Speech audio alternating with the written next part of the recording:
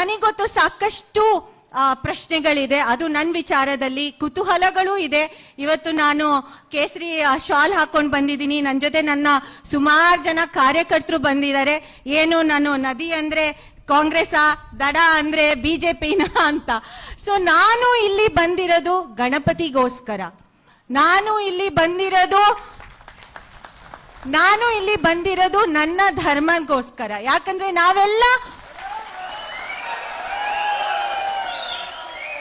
ನಾವು ಹುಟ್ಟಿದಾಗ ನಮಗೆ ಯಾರಿಗೂ ಗೊತ್ತಿರೋದಿಲ್ಲ ನಾವ್ ಈ ಒಂದು ಜಾತಿಯಲ್ಲಿ ಹುಡ್ತೀವಿ, ಈ ಒಂದು ಧರ್ಮದಲ್ಲಿ ಹುಡ್ತೀವಿ, ಅಥವಾ ಹೆಣ್ಣಾಗಿ ಹುಡ್ತೀವಿ, ಗಂಡಾಗಿ ಹುಡ್ತೀವಿ ಅಂತ ನಮಗೆ ಗೊತ್ತಿಲ್ಲ. ಆದ್ರೆ ನಮಗೆ ದೇವ್ರು ಇಲ್ಲಿ ಕಳಿಸ್ಕೊಟ್ಟಿದ್ದಾನೆ. ನನಗೆ ಇವತ್ತು ಹಿಂದೂ ಆಗಿ, ದಲಿತೆ ಆಗಿ, ಮಹಿಳೆ ಆಗಿ ಇವನ್ ಹುಟ್ಟಿಸಿದಾನೆ, ಮೂಡಿಗೆರೆಯಲ್ಲಿ ಹುಟ್ಟಿಸಿದಾನೆ ಅಲ್ವಾ. ಸೊ ಅದಾಗಿ ನಾನು ಹುಟ್ಟಿರೋದ್ರಿಂದ ನಾನು ಆ ಒಂದು ಅಸ್ತಿತ್ವದಿಂದ ನಾನು ಇವತ್ತು ಇಲ್ಲಿ ಬಂದಿದ್ದೀನಿ. ಸೊ ನಾನು ಇವತ್ತು ಶಾಸಕಿ ಪಕ್ಷ ಪ್ರತಿನಿಧಿಸೋದು ಆಮೇಲೆ, ಫಸ್ಟ್ ನಾನು ಜವಾಬ್ದಾರಿ ಸ್ಥಾನದಲ್ಲಿ ಇವತ್ತು ಕಾರ್ಯಾಧ್ಯಕ್ಷ ಆಗಿ ನಾನು ನಿಮ್ ಮುಂದೆ ಬಂದಿದ್ದೀನಿ.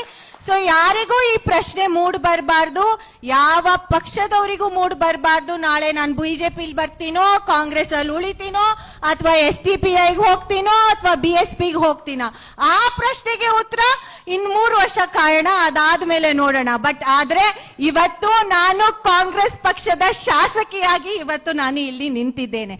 ಸೊ ಅದನ್ನ ನಾನು ಗುರ್ತಿಸ್ಕೊಳ್ಳೇಬೇಕಾಗತ್ತೆ. ಬಟ್ ಎಷ್ಟು ನಾನು ಕಾಂಗ್ರೆಸ್ ಪಕ್ಷದ ಶಾಸಕಿ, ಅದ್ರ ಜೊತೆ ನನಗೆ ಸಾಕಷ್ಟು ಅಸ್ತಿತ್ವಗಳು ಕೂಡ ಇದೆ. ಅದನ್ನೆಲ್ಲ ಸೇರ್ಕೊಂಡು ನಾನು ಇವತ್ತು ನಯನ ಮೋಟಮ ಆಗಿದ್ದೀನಿ.